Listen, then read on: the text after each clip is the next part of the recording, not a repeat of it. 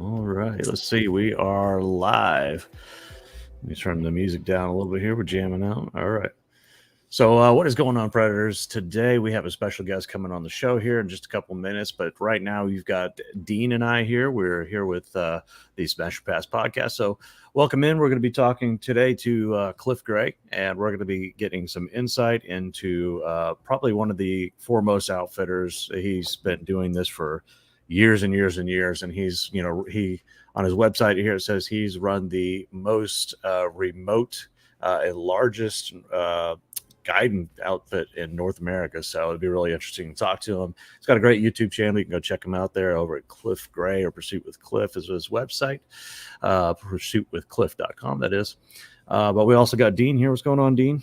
Nothing much, buddy, man. How's life been treating you well? Just living the dream, I guess, one day at a time. Yeah, I hear you, man. I hear you. We are getting ready for TAC. If anybody out there is interested in doing that or doesn't know anything about it, it's a great way to get out and make sure your bows are tuned in and have a lot of fun with some like-minded people and check out some different merch and get some tips. So always want to promote that event. We go out. Travis and I go down to the one in San Antonio every year, and it's a 3-day shoot. It's cheap, and you have a great time. So I'm looking forward to getting down there.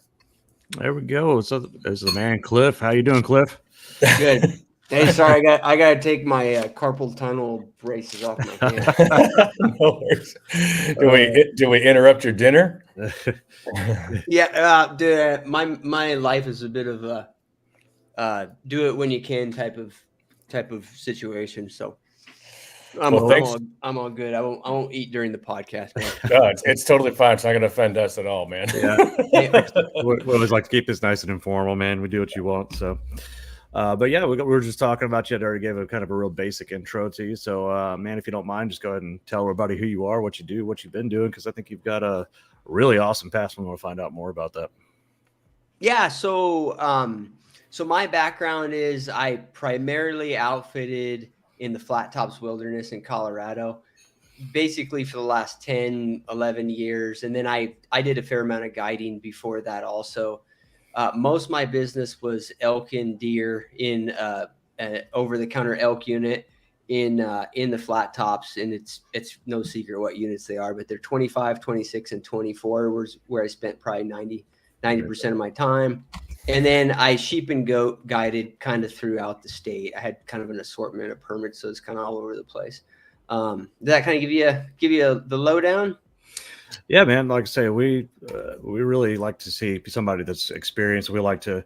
The whole point of this podcast when we started was we want to get access to people who really just know their stuff and have been there and done that and walked the walk. For people that are just getting started, so you can give us some insight onto what's. Honestly, it's just the best approach to all this. And I think this year is going to be my first year elk hunting. Dean's been for past like 5 years going up to Utah. And so, yeah, I want to talk about a little bit about that stuff. And like I say, I saw that you had also been trying the carnivore diet. I've been watching your videos and stuff, and I want to talk about that a little bit and some of your experiences in that. So, okay, sure. Yeah. And I wouldn't, honestly, on that, Travis, I wouldn't call myself an expert by any means. I have done it for a couple years at this point. Man, it's kind of crazy how much time blows by, man. But yeah, no, for sure. We can talk about it.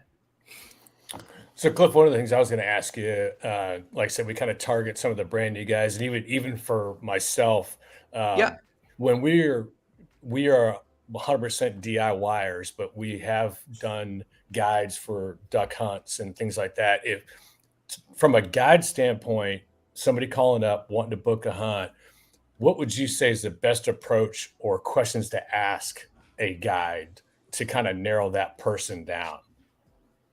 Yeah, in terms of like screening guides or outfitters is an option. Yeah. So I'm gonna give you like a broad answer, and we'll key in on hopefully some valuable tactics for people. Reflecting on all the hunters I've dealt with and all the kind of matchmaking I did over the years of like, this hunt's gonna work for this guy or this hunt for that guy or whatever. I think the biggest thing, and where people run into problems on both sides, the outfitter side and the client side, is just expectations, right? Just that the hunter had different expectations than the outfitter maybe portrayed on purpose and was just dishonest about something potentially, or, and I personally believe this is the majority of the cases, it just wasn't communicated well what the outfitter was offering, what the hunting was like in that area, and then kind of where the outfitter guide really thought their value added is. And so I think that's probably like one of the main questions I would ask guide or outfitter. And this goes across kind of, all spectrums of hunting, and we can delve into the different kind of types of elk hunting that guides and outfitters are helping folks with. But I would just ask them, what's your value added, right? What's your value added in the area that you're guiding or the services you offer. So if a guy came to me and they said, like, if I'm talking just about my elk hunting business, I provided essentially two different services: fully guided stuff, and then I provided drop camp businesses, or drop camp services, which are in a way very much like a do-it-yourself setup, but the outfitter's providing all the logistics, the camp, the packing with the horses and mules, the access, that sort of thing. So I would say, look, in the drop camp, what I'm providing is it's a public area. It's a federal wilderness. I can't provide that there's going to be, way less hunting pressure. You're not going to see any hunters. That's not something I can provide, but I can tell you that I'm going to get you in somewhere where it's going to be really hard for somebody else to get into. Like, you're going to see other guys, but they're going to have to work at it. Mm-hmm. And your accommodations in a drop camp are going to be way better than what anybody could take in on a backpack, right? And then I'd have a different answer for the guided service I offer. So I think that's a valid question and a good question, because if the guy can't answer it, that's like a huge red flag right off the bat. You know what I mean, dude? Mm-hmm. And then the other thing is the guy might answer it in a way that just doesn't jive with what you're looking for, so it's another screening process in that regard too. Gotcha. Yeah, I know it seems like sometimes that people tend to, and I've not personally had this, but I've had some friends of mine that went on a guide, horsebacked in, and never even squeezed a trigger. And so my first impression was, well, I thought that was kind of the point of kind of going with a guide, was at least they would know, we've been watching this herd or watching something to kind of get you at least to see something, right? Right. That's a good question. That's a good question too, is like from a guide's perspective, from you seeing that, I mean, it's got to happen eventually that happens, where you go and you've been tracking them or whatever, and then you go there and it's like, there's just nothing there. I mean, have you ever encountered those kind of situations, and how did y'all roll with that? Yeah, I mean, so public land elk hunting on all the different services I offered, it's not uncommon for elk to move between one rifle season and the next rifle season, particularly given in Colorado, like all your rifle seasons are stacked up when your weather comes, right? So, like early October through November, it's, 1 year, October 10th can look like November 20th in the next year. So it's all like the weather's very volatile that time of year. So you can't really pattern elk in a big wilderness area by like the day of the year or the rifle season or whatever. Now, having said that, generally, because we've been in the area so much, you got a pretty good feel for it, particularly, when we were guiding out of the same camps season after season. We generally know beforehand if the weather hasn't changed or something real significant hasn't changed. We know like where to start. I was helping him organize all his collections. What was that? It wasn't on my end, was it? No. I was trying to pull up the feed here. I'll make sure everything's going well on YouTube here, just to double check everything. I got you. Something else started playing. But yeah, sorry, man, threw me off a little bit. Yeah, no, it happens. It happens in public wilderness hunts. Even guided hunts can be very, they can be trying if the conditions are rough, Yeah, and I can imagine that is got to, wreak a little bit of frustration really on both parties Oh yeah. too, right? Yeah. Going into that. And so I literally just watched your show on how people get frustrated after day two and when the kind of the grind comes in.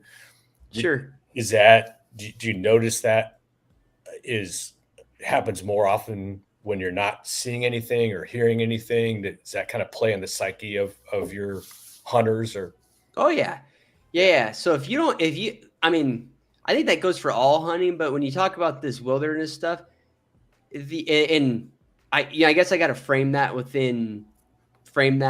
so the context is right, Dean. All the hunting that I did, or I shouldn't say all of it, but 80% of my outfitting and guiding was in wilderness areas that anybody could hunt, right? And they're pretty heavily pressured elk. So and it was all high elevation.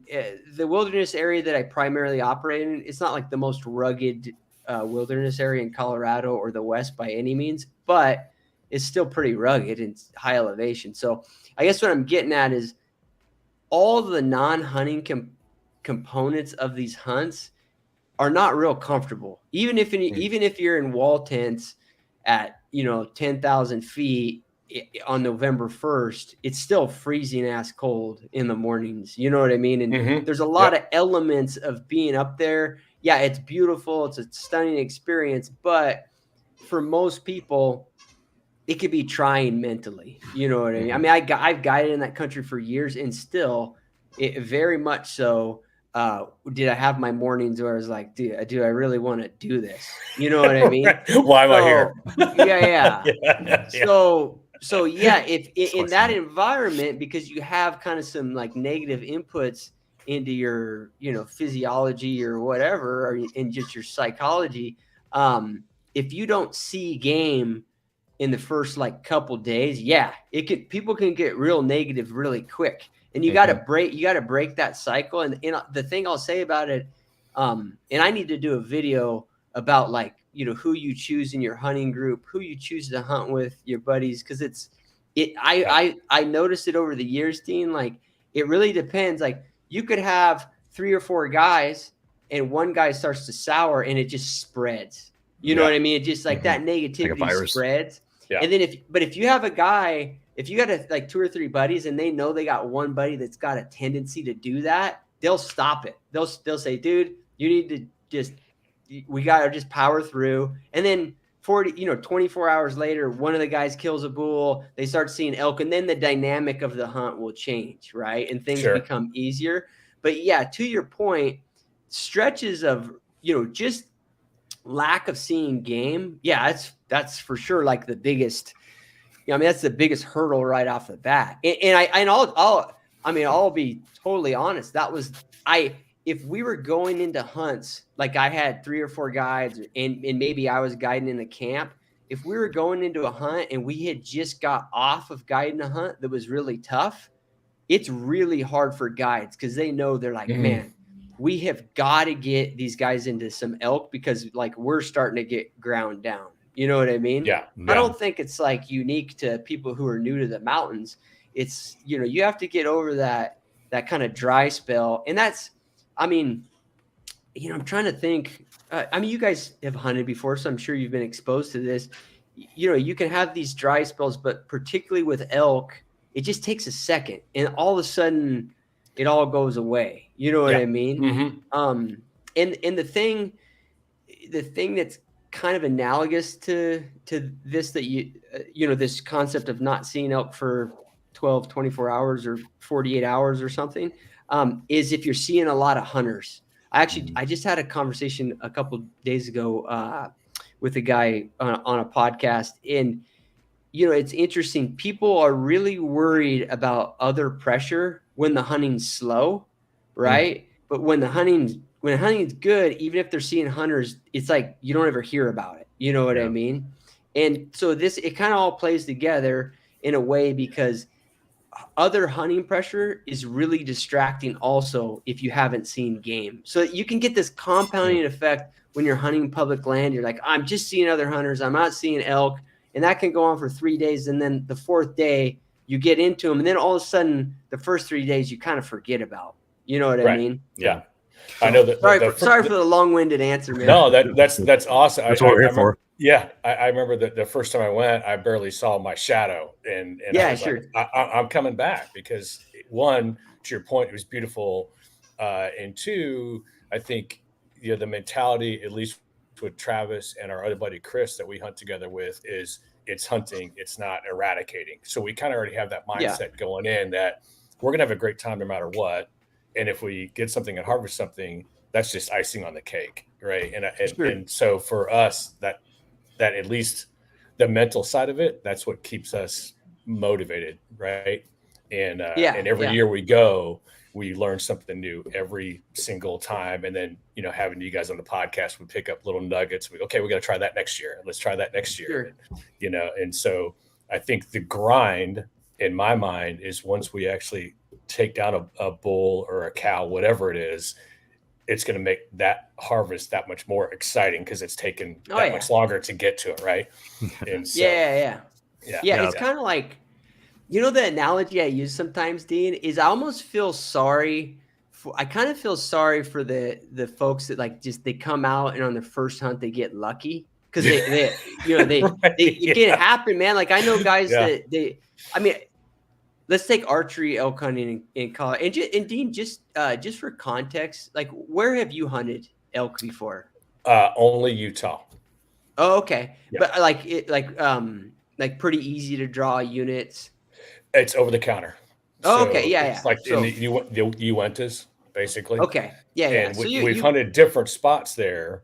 And we've, like I said, 100% DIY. So we literally get on base maps or OnX, map out everything, park the car, throw our packs on, and start hoofing it in like 8 miles in, right? So we don't see anybody, and just have a ball, right? Yeah, and you're rifle hunting?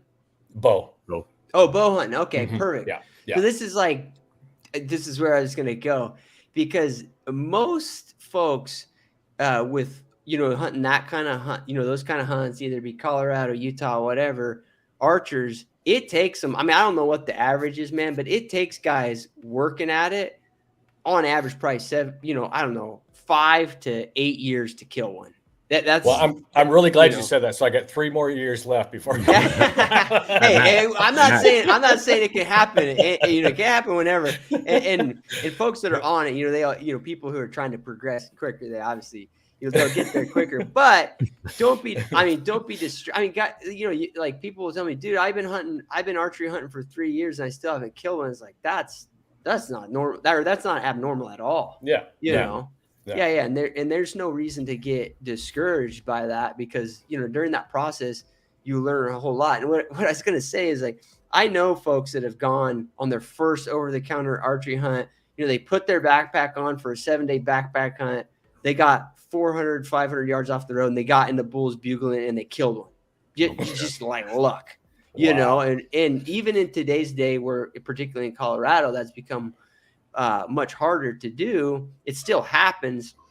And it's almost like these guys get this like gambler's curse, because they might spend another 15 years trying to recreate that moment that they got lucky on right off the bat. You know what I mean? So anyways, a big part of going out there and doing that, especially, I could be wrong, but I would think more for archery as well, because you have to get a lot closer. And it seems like you'd have to trek a lot further distances. But one of the things too is just the physicality of it, actually throwing the pack on. They're doing 7-8 miles a day or something like that to go out there where the elk exist.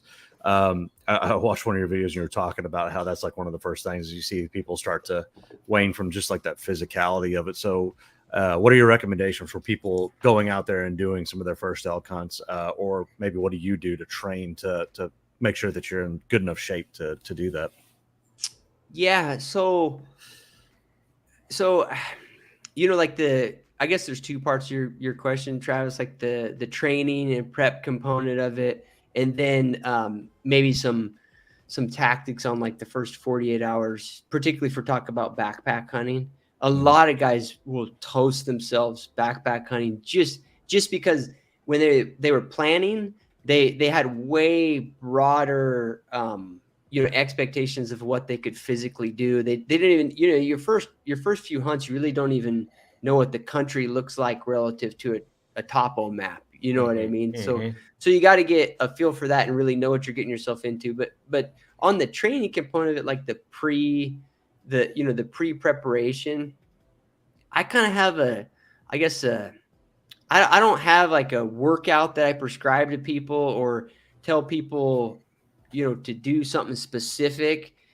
There's two components of it that, particularly when I was guiding, I found that helped me. And that's it. If I did something that strengthened my core, right? Like, I mean, I'm lucky, Travis. I've always been skinny. I don't know why, like metabolism or whatever. But there's times where I was like a skinny fat guy, like kind of little, like a skinny guy, but like a little chumpy kind of guy. You know, little pudgy, yeah. And when you're like that, that's real hard on you, particularly if you're a tall, like lengthy, scraggly guy. If you don't have a core, it'll really wear on you. And I noticed it on, clients I had. I noticed it with my guides, whatever.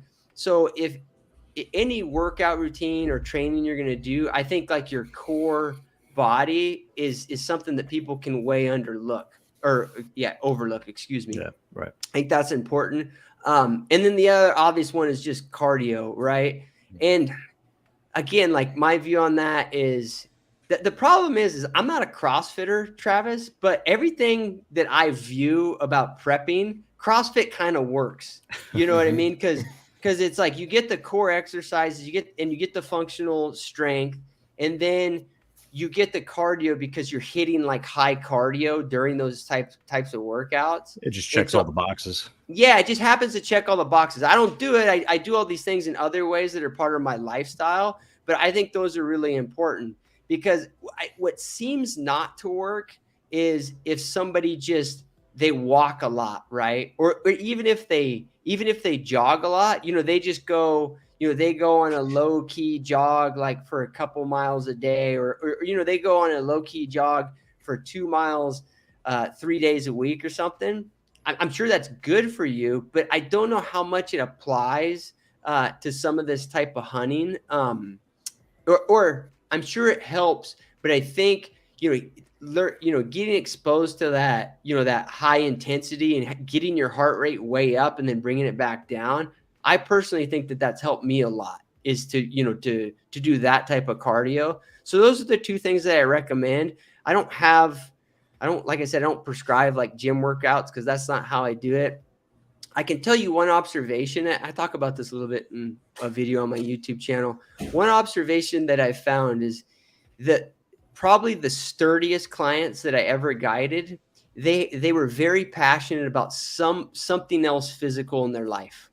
They were like world-class tennis players. They were world-class, jiu-jitsu guys, or, a thousand different things, swimmers, any of that stuff. And I think it was just that, they maintained a certain level of body conditioning that worked with hunting. So does that kind of answer your question, man? I wish I had a document to sell everybody for $19.99. Oh man, like so you're doing it wrong, Cliff. Yeah, yeah. The problem is it's just and part of it, Travis, is I think a lot of those prescribed workouts, people do them for like a month and then they quit. I think all this stuff that people sell, now there's like a little niche business to do like workout stuff for people preparing for hunts. I think all of it works. It's a matter that most people won't do it. Yeah. Because it's not fun. And I like the idea that you're talking about too, about you just functionally work this into your life, especially if you're, like I said, living a little bit more of a remote life. If you're one of these people that out there, you're chopping wood, you're doing stuff, you have to the chores around and maintaining the land, doing all that stuff. If you've got animals and stuff, maintaining all that itself is kind of a work. I mean, Dean was like chasing goats around the yard earlier, so that's a hell of a work. Yeah. Those little dudes are fast too, man. I'm telling you. Yeah. Well, Dean, in the few years that you've been at it, like getting into it, have you noticed or have you done something that works? I'm kind of curious. So I am a big Mountain Tough homer, and so I follow their program, and it's from when I started to now, it 100% helps. But I think the bigger component of that, kind of to your point, is what I took away from what you just said was that anybody that has something else in their life, it's almost the mental toughness of it. Like Sure. no matter what is in front of me, I'm mentally tough to accomplish it versus somebody that doesn't have that something else in their life, Right. Right. and Yeah. so I think that's a bigger component to it. And I think part of the mental tough program or the mountain tough program is the mental aspect of it.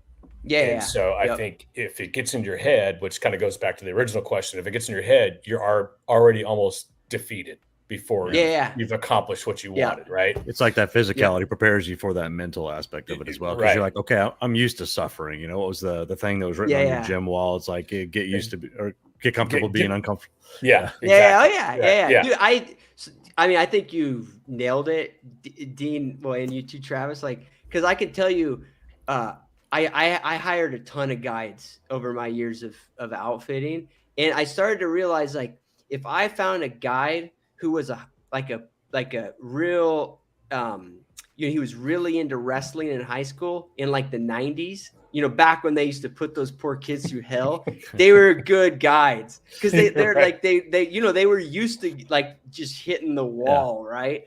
And like just all those kids have to go through hardship. I wasn't a wrestler in high school. I had buddies who were, but I noticed that any guide I had who was a high school wrestler, like in the early 2000s, 90s, who had to go through some hardship, Mhm. they kind of they have like a little callus of mental toughness built up. Right. Well, it is. And I think even last year was a great example when we had went in and it took us 4 hours to go 3.5 miles because Yeah, that sure. terrain was just terrible. And then you got 60 pounds on your back. And I think if you're not kind of going into it with that mental preparation, to your point there, you would have just forget it. We're just going to base camp here. Like I'm done. Like I'm Yeah. tired. My back hurts. My feet are sore, whatever. And you give up. And so I think that is a big component, of it. And then of course, Yeah. you're with your buddies and you're giving each other shit. So it's like I got 20 years on Chris and Travis. Right. And so I'm like, dude, I'm the old guy, like cut me some slack. Right. Like, Yeah. but and then coming from flatland to altitude, that Sure. also kind of bears a little bit on that physical side of it. So Yeah. And kind of on the latter part of Travis's original question, between the altitude and then just your expectations of how far you're going to go into camp and all that, I always thought like the little things, just like pacing yourself and making sure you stay hydrated, making sure you consume enough calories, that sort of stuff. I mean, it sounds like those are kind of no shit type of things. Um, but they're important to really think about them. Like I've never actually seen anybody do this, but at times I've almost wanted to tell people, like, when you're hiking in with a backpack, like if you had a timer that told you every hour to eat or every hour to drink or whatever, it's not a bad idea. Because I feel like a lot of guys will grind them into a mental state and just forget to eat, forget to drink, and it puts them in a rough spot right off the bat. Yeah. Actually, a perfect segue too. I was going to ask you. So, I was commenting up. I loved your video about the pemmican, and I want to see when you tested that. Yeah. How did that do for you? And did you prefer the fruit and berries in there, or just the meat and fat? Yeah. So have you made it, Travis, or consumed it? I've never had it, but I make my own jerky and stuff, and I pretty much have it just like plain jerky with just fat. I leave the fat in there because I think it sweetens it up, gives it better flavor and stuff. But you're in your day-to-day life, you're on like a high fat diet. Basically kind of a modified carnivore ketovore diet, Yeah. So, and the reason I asked, man, is like I'm used to eating. I have a similar diet to you, so I'm used to the fat. And I have found, I think I actually posted up a short video of it. Like my mother, she hates pemmican because of the fat. Like she finds it absolutely repulsive. And I think most people who maybe have a little bit more, diet that's a little bit more all inclusive, they're going to be turned off by that fat. For me, I'm not turned off by it at all, because like if I eat a ribeye, I'm going to like eat all the chunks of fat. Mhm. Most people find that disgusting. So, but so that's the one caveat with the pemmican.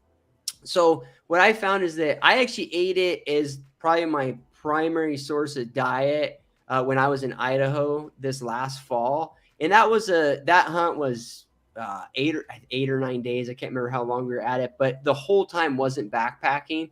We did a little backpacking, and then we did a lot of long day hikes out of a cabin. So it was kind of a mixed exposure to it. But I didn't have any problem with it in terms of like wrecking my digestive system, my energy, or anything like that. But I think a big part of that, at least for me personally, Travis, is I wasn't changing I really wasn't changing the dynamics of my diet from what I eat at home to when I was backpacking. I don't have good, I wish there's all these different things when I was guiding a ton. I wish I would have like analyzed when I had the data set in front of me, but if I was going to guide a 7-day sheep hunt, guaranteed that within the first 72 hours, I was going to have a crazy disrupted digestive system because I would go straight to Mountain House, and I ate a lot of like ramen noodles because I would lose. There was a period of time when I was guiding, man, I would lose like 10 pounds a hunt. And for a 160-pound that's a lot. That's like a major issue. Yeah. Like it was like I would get really screwed up after a month, like with where you're like wearing your body out just by you're not doing a good job taking care of yourself. So for me, I would shift to these Mountain House diets, ramen noodles, all this crap, and I would get sick. Not like throwing up, but I would be less functioning because I was changing diet. Now I don't know if that's from what I was actually consuming or if it was mainly from the actual change. But it was one of those because I would always get messed up, and you learn to live with it. But I say I learned to live with it, but I also learned how to just pack other things that I would guaranteed eat.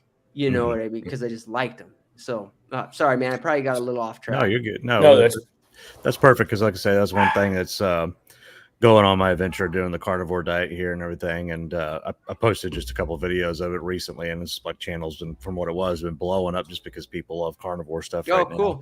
But it's been really interesting because, like you say, like I was always worried is like, okay, like I need more carbohydrates. When I first started the diet, I was carrying like whenever I go to the gym and stuff to work out, I was carrying like Divinity with me, just like egg whites, corn syrup, and sugar, right? And it was something easy to digest, didn't mess me up too bad. Then I could go to the gym harder, but once I stuck with it and I just kept going, I went to 0 carbs or very, very, very, every once in a while I still have like honey in my coffee or something like that, but then go into a high fat diet. Like I got to the point where it's like, I don't need that anymore. I'm just continuously kind of fat adapted, and it made that a lot easier. But I know, like say, going out in the mountains and all that and packing and hiking and all that stuff is a lot more strenuous. So that was my big thing, is like, did you have enough energy, or did you feel like whenever you're on a more omnivorous diet that you had more reserves, or did you notice a difference? Yeah, man, I honestly don't notice a difference. I notice a bigger difference for me personally just on intake. So if I have like let's take the pemmican deal. If I'm doing that, or if I have a more traditional kind of backpacking diet, my biggest problem for me, and I notice this amongst my guides too, and I'm not sure some people can relate, some people can't. It was just forgetting to consume enough calories. That's most of my fluctuation in energy was due to that. And I found that it's hard to actually there's some people that seem to be able to be like, oh, you're back at everybody's back in their little backpack tent, we're all kind of sitting there bullshitting and we're talking. And for some guys are like, oh, we never stopped and ate today. Some people can sit right there at 10 o'clock at night and consume 2,500 calories. I could never do that. You know what I mean? I could never catch up. And that would always cause me, I felt like that's where I'd get the energy roller coaster. But like the pemmican thing or whatever, as long as like I would eat what's in my bag. And it sounds super basic, Travis, but I pack a bag in the morning in my backpack. I always put it in an outer pouch so I can get to it easily. And I pretty much mentally monitor that I go through that bag every day.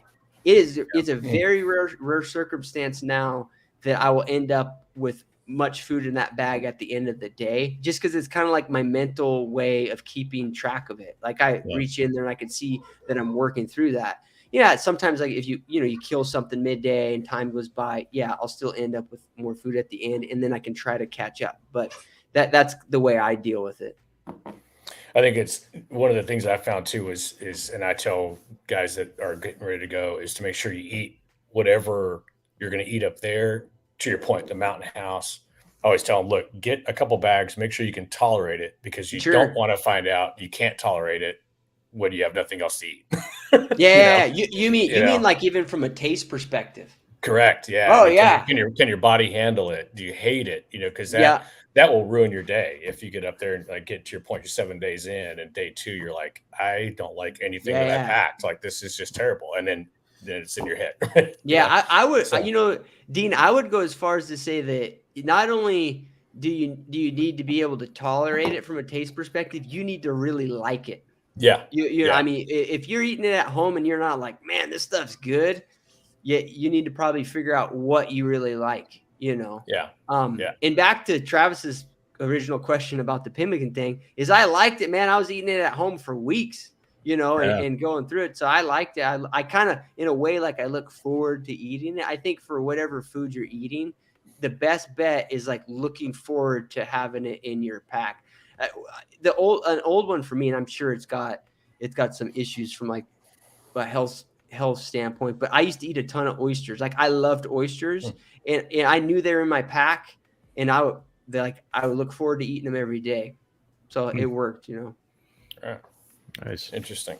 Do you ever go fishing and catch and cook while you're out there? Or? Yeah, like you mean like high country lake stuff and stuff, stuff like that, brook trout stuff. We did a little bit of that, but particularly during archery season, I guess the short answer is we did a little bit of it, but for the most part, we focused on elk hunting. You know what I mean? And it's funny. You can rely on. Yeah. Oh, yeah. You mean from like a calorie standpoint or something? Yeah, I wouldn't even. Yeah. I wouldn't even factor it in. From a fun perspective, if you're a fisherman, there's all over the place. There's like, kind of world-class trout fishing all over these wilderness areas in Colorado. I think, and it's the reason I'm kind of like bogged down by the question a little bit is in some ways I wish I would have done more of that, but we would get so focused on elk hunting. I cannot tell you how many fly rods that I've packed in on mules and horses, like hundreds over the years that never got used. Yeah, I'm not saying that it's not a great opportunity. I'm just saying, like, when I look at the data set, what actually happened is folks just get so focused on elk hunting, and then when they're not elk hunting, they're tired and they try to get and they're trying to rest. You know what I mean? Mm-hmm. So that's actually awesome. Because that is the perfect question is what would you tell people that are out there when they have the downtime, looking back, that you should say, look, when you have your downtime, you're not seeing anything, nothing's bugling. What would you tell them to do? Just take in the scenery, take some pictures, fly fish, take a nap? Like how would you tell somebody to really take in that whole experience?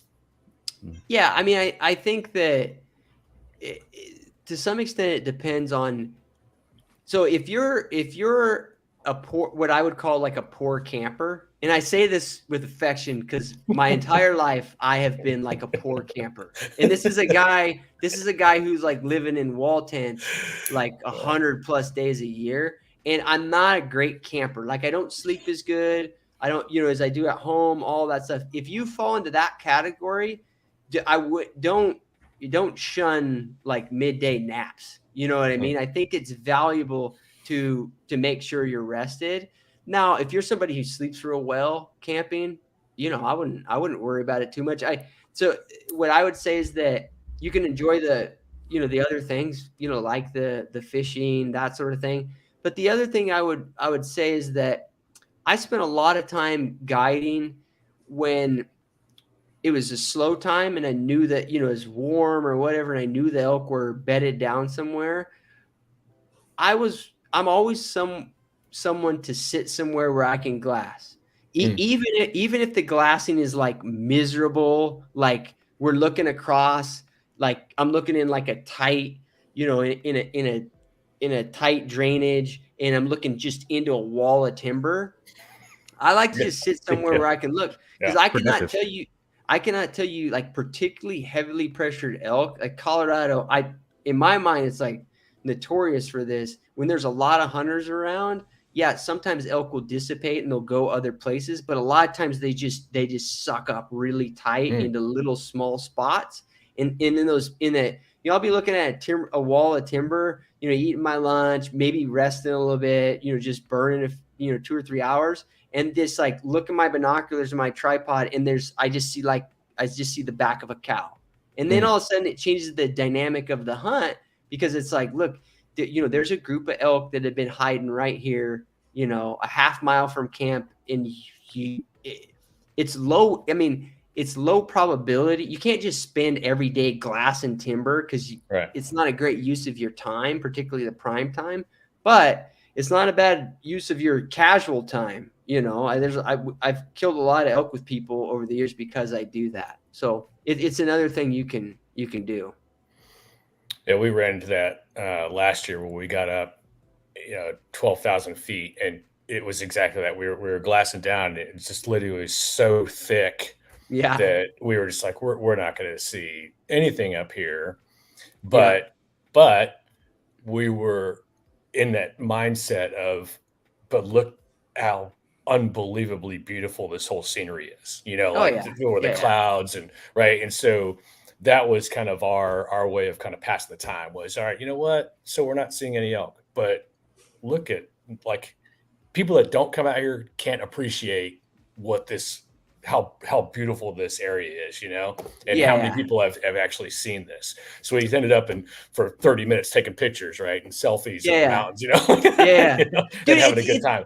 Dude, it's funny you say that, Dean, because I think it's a great mental thing to do, exactly what you're describing with elk hunting, because to just take a moment and enjoy what you're experiencing, because like, even in super tough hunts, man, you're still one out of whatever, 100,000 people on this planet that get to experience that kind of thing. You know what I mean? Right. Yeah. And I mean, for me personally, man, it just boosts like the feel of the hunt, because there's kind of like this gratitude about enjoying it. It's funny. Actually, this morning I was lobster diving. I'm in the Caribbean right now, but nice. And I was out with a guy who dives a lot here, and I enjoy diving, but we're diving, and he's like, Cliff, dude, I'm sorry, man, because the visibility wasn't that good. We couldn't see that much in the ocean, and I didn't do it on purpose, but I was like, his name's Voss. I was like, Voss, this is awesome, man. Like, yeah, I don't get to see like Caribbean reef all the time. And if we go, we're seeing all these short lobsters that weren't legal yet. And he's like, and he's like bummed about it. I'm like, dude, just seeing lobsters is totally awesome. Right. And I noticed it got me, a better attitude about it, but it's contagious, because he's like, oh yeah, okay, yeah. And so he died for another hour. So I think it's a great mental exercise, Dean, what you're talking about. And dude, I'll tell you, it like guides would always notice that when I was guiding, or if my guys that work for me would say that if you're guiding a guy, and I hate to say it, but if a guy doesn't say in the first 2 or 3 days to guide him, he doesn't say like, dude, this country is beautiful. And now granted, most of these areas are stunning, so there's that component of it. But if the guy doesn't acknowledge that, usually verbally in the first 48 hours, he's not that fun to guide. And honestly, the success rate goes way down, and the chances of them quitting early goes way up. If you have a guy that acknowledges like how beautiful and the opportunity to be there, to me, I mean, I don't have the data in front of me, but I can almost guarantee you, it correlates with a higher chance of success. I believe that. There's no doubt. It's like I said, it's the mental side of it, and to your point, it's the attitude side of it. I mean, it is what you make of it, right? Yeah. And I think that's important. I noticed it when I went to Kansas on a duck hunt earlier this year, and the guide was really bad. He's like, "Oh my God, I'm so sorry. Like, we didn't get a shot off the first day." And we're like, "Dude, listen, we saw so many geese fly over. Like, we learned so much about where they're coming in at. Like, tomorrow is going to be awesome, right? Because now we know where they're going. Like, don't sweat it. Let's go get some good dinner and whatever." And the next day we hammered them and had a great time, right? Sure. But we could tell he was feeling bad, as from a guide standpoint. Like, dude, I'm so sorry. I couldn't call him in. I don't know what was going on. We're like, don't sweat it, man. Like, we're having a ball. We'll lay in mud all day long, dude. This is it's better than being in the office. I can guarantee that. Right? Like, so that was my granddad always told me, he's like, well, that's why they call it hunting and not shooting. It doesn't mean you're going to go out there and to get success. But again, you can take the memories, you can take the mental pictures, you can enjoy this, just enjoy the quiet sometimes, and it's getting harder to do for me now. I got like tinnitus in this ear, so I'm always hearing but other than that, it's just like, it's great to take in that silence, because you just don't get to hear that, man. It's amazing. Sure. Yeah. So one of the other things I was going to ask you is again, kind of learning this over the past 5 years, where's your stance on specifically elk when it comes to calling, not calling? Are you on the side of you bugle as much as you possibly can, or are you on the other side, like blow once and just shut up and see what happens? Yeah, so I guess it's to some extent it's situation by situation, area by area, what the elk are doing, all of that. If I was gonna say like some pretty consistent advice over all variables and all conditions, I believe that the highest probability of calling elk in is to maybe locate them, or you could locate them by glassing them up. You can locate, bugle them. You can hear cows moving through the timber, talking to their calves. All of those to me are locating elk. From the moment of locating them to actually setting up on them, the closer you can get, your chances of killing them go way up. You know what I mean? Mm-hmm. And I always would, that gap between locating them and getting close to them before I like really, tried to set up on them, the shorter that gap was, and the less I had to relocate them, the better off I was. Does that make sense, Dean? Mm-hmm. Yeah. So this, I ran into this a lot, and I saw it enough that it became something, and I probably did it enough too. It became an issue that I realized that you get a bull to bugle. Like, you can take the strategy like a Corey Jacobson approach. That are you familiar with, like, his style? Yeah, right. So you're covering a lot of ground. You're trying to find the bull that's gonna, that's ready to call in that day. That's, the synopsis of it. And so you're covering a lot of ground, you're locate bugling, and then you go from there. If you do that, and I think that's a valid approach in a lot of ways, in a lot of areas. If you do that, once you get the bull located, then, getting close enough to him and setting up to, either just, call him in just straight with a bugle like Corey does a lot, or if you want to do, other styles of calling, the worst thing you can do is hear him, know where he's at, get him to bugle at you, and then you move 300 yards closer to him, and you just want to hear him bugle again. And this is the nature of a lot of people, and I resist the urge all the time. It's like, I just want to make sure he's there. It's like, no, you don't want to make sure he's there. You want to bugle so you can hear him bugle again. You know what I mean? Mm-hmm. And there's the thing is that I understand why people want to do that, but there's a big negative consequence to that in my mind. And that's that I noticed over time, elk, they, like, when they hear you, and I think some extent smell you also, but in this case, we're talking about hearing, they don't know that you're in a general area. Like, when I hear my kids yelling in my house, I know they're generally in a part of the house. An elk knows, like, it would know that my daughter is sitting on the left side of her bed, Wow. exactly. They know exactly Wow. where you're out. So if you bugle to them when you get closer, if you get unlucky and there's less cover now where you're bugling, the bull did slightly move. He's going to know, and his cows are going to know like the exact tree you're next to. And they're going to look. They're going to look, a couple of cows might try to work and get wind to that or something. Like they know exactly where you're at.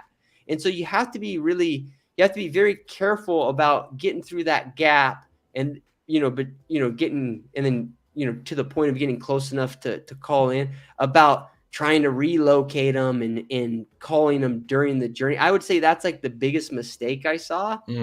And, I had it happen actually twice. And I remember what I used to do is, everybody does this and it's not a bad thing, but like we would, during a slow period of time, Dean, like you're talking about, middle of the day, no, there's nothing going on. All the elk are bedded, just kind of screwing around. You're eating lunch. And this is always when groups of hunters or guides and clients will start playing with their calls. They'll be like, oh, Right. let me, you're gonna 100%. fiddle around. Yeah. 100%. Fiddle around with a different version of the diet, whatever. Right. So you're making little cow calls, stuff like that. Twice I had this situation where we were sitting next to a tree and see, like when you have horses and stuff and you're guiding hunters and an area, you kind of like have lunch at the same spots because there's good trees that tie up the horses. You can glass, at least you got these spots, right? So we were doing that, and then we moved off to start hunting in the afternoon, and then I glassed back to where we ate lunch, and literally like where we were sitting, like the tree I had my back on, there's a bull standing there. Wow. He's not 100 yards to the right looking. He's not 300 feet below looking. He's at the tree that we were at. You know what I mean? Wow. So they know exactly where you're at. And you just have to keep that in mind, that every time you give away that spot, you're exposing yourself to a little risk that they're like, hey, where's the elk? Right. So and that's my biggest general advice. And you're locating them early in the morning then, or at night? Are you bugling at night to locate them for the next morning? Yeah. So in terms of, to me, if you're going to locate bugle, the best time to do it, honestly, the best time to do it is like, 2 hours after dark or 2 hours before dark. Okay. Like if you got elk that will not talk, if you're close enough to them at 4 a.m. and you bugle, they'll generally bugle. Like some of these like hard hunted elk that people tell you like, man, I've been hunting this country for 2 weeks straight and I haven't heard a bugle. If you're close enough at night and you bugle, a lot of times you can get them to fire off. But in some ways, it's not always the most practical way to do it. Most of the locate bugling that I've done over the years is in the morning, right at dawn, that sort of thing. Usually at the nighttime, they're setting up for the night. And so you could be like, okay, well, now we know which direction we need to head when we get up in the morning. Is it kind of that thing? Or yeah, well, at night, yeah. A lot of times at night, you'll know where they're feeding. You know what I mean? And then you can figure out where they're, where they're bedding related to that or whatever. Again, that all kind of depends on how heavily hunted they are, because if they're doing, if they're really sticking to a pattern they haven't been screwed with, but if there's other guys in them in like these other, in these heavily hunted areas, like these elk will move at night, they'll feed in one meadow and you think, oh, well, they're going to bed, they're bedded in that timber right there. They gotta be. And well, it turns out at night, they rolled a mile, they went and fed a little bit somewhere else and bedded, a mile and a half, 2 miles away. That's an extreme case, but it can happen, Yeah. And I've also heard too that hunting them is different than deer in that you don't have to necessarily be as quiet or have scent block or, is that in your experience this true or is that a false statement? So I would say on the quiet side of things, I would tend to agree with that. On the scent thing, I disagree, man. They are brutal on scent. Heavily hunted ones are. Gotcha. You know that's I mean, that's at least from my experience. They will not tolerate. You know, I had a lot of whitetail hunters as clients, and a lot of them would say they're real similar to whitetail. I can't, I'm not a big whitetail hunter, so I don't know. But in my experience, they're real sensitive to smell. On the noise thing. But you know what I think? I think elk, even if they've been hunted a lot, particularly in September, when they hear something cracking or whatever, their first assumption is not a human. Their first assumption is it's an elk. You know what I mean? So maybe that's what they mean by that. Then yeah. I mean, a lot of, there's like countless stories, and I have those too. Guys set up camp and they start cracking trees. There's no good firewood, so they start going up to these conifers and pulling off the lower branches. Boom, boom, boom, boom, crack, crack, crack, crack, crack. And then 10 minutes later, they look in the timber and there's a bull there. That a bull thinks it's he thinks it's a bull raking or something. They're used to, when they move around, they make a fair amount of noise too. So I think I don't know that they're more forgiving. I think particularly when they're rutting, they're just like, they're hopeful it's another elk, maybe, Right.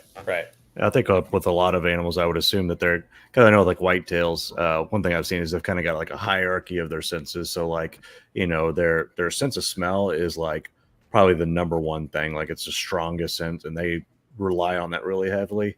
And then I think their hearing is next, because like you say, with hearing, there could be a lot of curiosity there. But like you say, especially if they're heavily hunted, well, in this case, like I say, I'm more used to deer. But like I say, they know what a hunter, or they know what a human smells like. They know kind of what carries along with them, But then whenever it comes to their sight, because that's probably the easiest way to fool them. Because unless I know with whitetails, usually if you're hiding behind something or pretty close to something, they can be looking right at you, and they're like, "Is it moving? No, it's not moving there. All right, okay, I'm good. I'm good. Like, we continue feeding, And I've heard that with elk, they say you should stand in front of the tree, versus whitetail, you would want to be behind the tree. I don't know. Does that make any sense? Yeah, I mean, I the answer to that, I don't really know. I will tell you that, along the theory you're putting out there, I would say that elk, if they're questioning what they see or questioning what they hear, or whatever, they're gonna move to wind you. Pretty like the most obvious example, like to your original question, Dean, like on archery setups or call-in setups. If you set up in a way that a bull comes to you, the perfect example is like we set up on elk are rutting right outside of a meadow, right? And so we know where they're at, and the meadow's whatever, like 300 yards across, right? And we make the mistake of setting up on this side of the meadow, right? And we start calling to the bull, and he starts beelining to us. When he hits the edge of that meadow, and he doesn't see a cow in that meadow, he's going to walk that timber line and wind you and get your wind every time. Every time they get into an open spot where they should see a cow that's calling to them or a bull that's calling to them, if they're like, this is weird, they start moving to wind. And a lot of guys' response to that is like, well, I'm always going to set up where I'm going to get them on the half moon, right? I'm going to get them when they start to move to the wind. The best way to do it is always set up your call-in setups. So by the time they're doing that, you can kill them. You know what I mean? That's your best bet. Like the best bet is to kill those elk before they get to the point where they can see you. I mean, it's easy to say that, but that if you have that mindset, you'll get a lot more into archery range. Because if they get somewhere where they think they should see and they don't, they start using their nose. Yeah. Are cows, do they react the same as bulls, or bulls, are they in general more hypersensitive to their surroundings? Yeah, so I would say that particularly in these over-the-counter units and stuff like that gets hunted a lot, the cows are way smarter, like 100-fold, and it's because they've been through a bunch of hunting seasons. In most of my primary areas where I outfitted, if you killed a 4.5-year-old bull, it was a big bull. 4.5, 5-year-old bull. Those were like the upper chunk of the stuff. Like when you see when you see a lot of these over-the-counter bulls, these 5x5, these like raghorns, clean 5x5s, small 6x6s, those elk are all under 5.5 years old. They're three. A lot of areas. These like just these 6x6s. A lot of them are 3.5-year-old bulls, so they haven't lived that Wow. long. But they can have cows with them that are 12 years old. Man. And the thing about it is, like, a lot of these areas, one, obviously they're just exposed to they're just exposed to the hunting pressure from the guys from the hunters hunting bulls, but all these cows are directly hunted a lot, right? So, I mean, in Colorado, a lot, for years, the vast majority of the tags were either sex. So a lot of these cows, not only have they been hunted, they'd had arrows shot at them. You know what I mean? Right. And then in the wintertime, a lot of cows get hunted separate from the bulls, in a lot of areas, because there's a lot of late season cow hunts. So they totally know what's up, and they've had way more time at it than the bulls. Wow. Interesting. Yeah. It's kind of counterintuitive. Yeah. You know what I mean? Yeah. But, yeah. And did you do any guided bear hunts at all, or was you strictly you did bear too? Yeah, so we got heavy into fall spot and stock bear hunting, the last like 3 or 4 years, so like 2017 to 2020, and then I did a lot of spring bear hunting in British Columbia, that all before COVID. Gotcha. Mm. Yeah. Are you guys bear hunters? We haven't. We actually were literally talking about doing it in 2024. So okay. Cool. And never been. So we're going to be 3 yahoos from Texas trying to figure it out. Yeah, that's all right. Bear hunting's fun. So, yeah, I think it's fun, man. Yeah, they're cool. They're really cool animals. They're, they have and I mean it like in a very positive way. They're a little more. They're a human-like animal. Like, they interact with their cubs a certain way when you're watching them. They work food with their hands. It's just cool. They're really cool to observe. And hunting them is, to me, bear hunting is not so much about interaction with the animal as it is about like really learning what they eat. Learning how they're moving around, that sort of thing. I don't. In my experience with them, they're not the keenest animal. They don't have. They're not as hard to sneak up on as a big mule deer or an elk or something like that. Once you kind of understand their, what they're trying to accomplish in life, you can become pretty proficient at it, Yeah, it sounds like one of those things with bear hunting is just kind of like this, kind of like 2 apex predators coming out and meeting in the wild kind of thing. It seems like a lot of people get really jazzed up for hunting them because of that. And like I said, they're just amazing animals too, man. Like you said, scary but amazing. Yeah, they're cool. I mean, that's the thing, right? Is that, I mean, people like poo even black bears, and to this day, I don't know how many black bear hunts I've guided. I bet it's probably like 25, 30 or something like that. But to this day, when I walk up on one and I see its claws, I'm like, yeah. They say they're not that dangerous, but I sure as hell wouldn't want to fight one. Yeah. You know what I mean? Right. Don't fall asleep with a Snickers in your pocket. They're neat animals. So. Yeah, we're looking forward to it. We'll be doing a lot of studying over the next year on how to figure that out. But you're gonna hunt them in the spring or the fall? I think it was spring is what we're talking about. Yeah, and I think our buddy was telling us that, I guess, was it Idaho that is now you can get over the counter, I think, or something. So that's what we're looking at. Yeah, so. And they have some pretty cool areas to hunt too. Yeah. You guys are Texans. Yeah. Yeah, I'm down south of Houston, and Dean's up near Austin. So. Okay. Yeah, so we can hammer a bunch of pigs and whitetail, but we're out of our element when it gets to the other stuff. But an axis deer is always good. But you figure if you can hit an axis with a bow, you can pretty much shoot anything with a bow. Yeah. But it's funny you say that, Dean, because you know what what's lacking, a lot of people that they only do Western hunting, like these elk hunts or deer hunts or whatever, they don't get a whole lot of repetition. I mean, I'm specifically with archers. They don't get a whole lot of repetition just with killing stuff, you know what I mean? Because they just don't get as much exposure like you guys do down in Texas. I always noticed that when I was guiding a Texan, like some of them may not be as comfortable with the weather. Like if I got a guy from Wisconsin in the camp and a Texan or a Californian, the guy from Wisconsin is going to be like, "Oh, snow? What snow?" Right. But when you're archery hunting, a Texan who gets exposed to a lot of, taking a lot of shots and killing a lot of animals with his bow, he's a lot more like, "Oh yeah, whack," is where the other guy, because you can elk hunt in the West. And you may not get a shot on a live animal for years, Yeah. So yeah. You Well, can hunt elk in Texas year round, technically, but you just got to find them. They just gotta find them. That's the nice thing about having pigs and axes is we can go year round. Right? Yeah. So sure. And last year we did a ram hunt down here and had a great time doing that. The three of us went out and it was just everybody said, "Oh, ram is terrible. Like, don't eat it. It's gonna be awful." Yeah. And we had it. We got an Airbnb down in San Antonio for tack, and we grilled it up. It was a black Hawaiian. Not bad.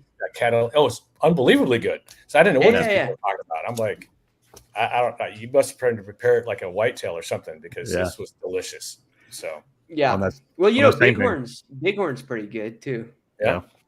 Yeah. Yeah, we got over in West Texas. You can hunt Outdad all year too, man. That's one I want to put on my list. Those are awesome. And then Nilgai too. I don't know if you've ever eaten Nilgai, but I've got. Yeah, man. I have not eaten Nilgai, but everybody says it's awesome. Yeah. Outdad I've hunted quite a bit, and I've guided a bunch of those hunts. Most of the Texans I know they won't eat them. They don't like them. Well, yeah. Go ahead. No, I was just saying that's exactly what they told us, and I think the difference was, when at least I bled mine out with just regular water, ice, bled it out for 3 days, and then I soaked it in orange juice for 3 more days. Oh, okay. And, I think the citrus and the sugars kind of helped a little bit with it. Sure. But somebody else was it red vinaigrette? I think somebody else was telling us to use that. Red wine vinegar, yeah. Red wine vinaigrette, yeah. Oh, okay. It must be pretty good. Oh yeah, no, and I've eaten Outdad. I didn't find it like offensive. It's not my favorite game meat, but it's edible. Yeah. What is your favorite game? My favorite game meat is elk. Yeah. It's a good experience to eat elk meat because there's just something about it, and like you described it to people that have never had just like elk meat or elk steaks or something like that, and it's like it feels different when you eat it. Like I don't know, there's something about it. You just feel different after eating it. It's just that good. Yeah, it's probably there's no science, but yeah, probably good for you. But I actually really like lion too. I mean, I would say lion's my favorite meat, but the lion part of it is weird, Yeah. And so if it weren't for that, I kind of feel like that with bear too. Like any predator, I always kind of feel like, but lion's real good, but it's just kind of got that predator deal, Yeah, I've heard the same thing about mountain lions. I would love to go on one of those hunts, but like people are like, "No, you don't eat it though." I'm like, dude, I would totally try it. I'm one of them. I would even try coyote if I, just really got frisky one day, like depending on how hungry you are, man. Yeah, right. Yeah. I'm a carnivore, man. Speaking of lion, we had Kendall Jones on. And interviewed her. And we were asking her about her first kill and where she went and how she got into it. And of course, a lion. And of course, I'm sitting here thinking I am completely inferior now. Like my first deer kill was, was over a feeder at 100 yards with a 30-30. She goes out and hammers the king of the jungle, like, on her first hunt, I thought, was it? I got to get out was more. It Africa? An African lion? Yeah. Oh, okay. I got you. Yeah. Lion. That was her first hunt? That's pretty wild. Yeah, with her dad. Yeah, it was a great story. And I thought, God, I need to get out more. Yeah. This is terrible. Man, there's so much fun hunts. It's funny you say that, Dean, because I love mule deer hunting. I love elk hunting, but I wish people didn't have, they didn't get hung up on certain types of hunts, or whatever, because there's so many fun hunts. Like when you guys mentioned pig hunting or axis deer hunting, I'm like, yeah, that'd be fun, there's so many fun hunts. It's crazy, Well, and even Travis and I were talking about this before. I said, hunting is a selfish sport that I have never heard anybody ever come back and go, it was Yeah. whatever. Like there's always a great story, or there should be. Yeah, Some sure. sort of a great Yeah. story, great camaraderie, something always fun, funny always happens. And those are the best memories, in my opinion. Yeah. No, I As agree. much as you want to harvest something, just being out there and having a good time. So it's I wish more people would do it. So yeah, for sure. Well, I think it was about time we wrapped it up here, guys. But man, Cliff, I really appreciate you coming on, man. It's been really great hearing your perspective on all this, and fellow hunters. So, guys, if y'all are watching, go ahead and check out Cliff's channel, Cliff Gray. Also, check out his website, Pursuit with Cliff. And like I say, he has some amazing stories and really great advice on his channel. I especially love his videos about glassing. I mean, you're passionate about glassing. I know I've seen all the videos on it. So cool, man. Anything else to say, guys, before we end it off? No, Cliff, thank you so much for taking the time. I really appreciate it. I hope you get some fresh lobster down there when you're. Yeah, we'll get it. We'll get it eventually. Definitely put it up on your channel so we can see it and live. Yeah, for sure, man. But hey, thanks for having me on, guys. I enjoyed the conversation. I'll get down there to Texas and go pick hunting with you guys. Oh, for sure, man. Reach out. We'll reach out. We'll go hammer some. It'll be fun. All right, sounds good, guys. All right, thanks for tuning in, Predators. And as always, guys, keep defying the odds. See ya.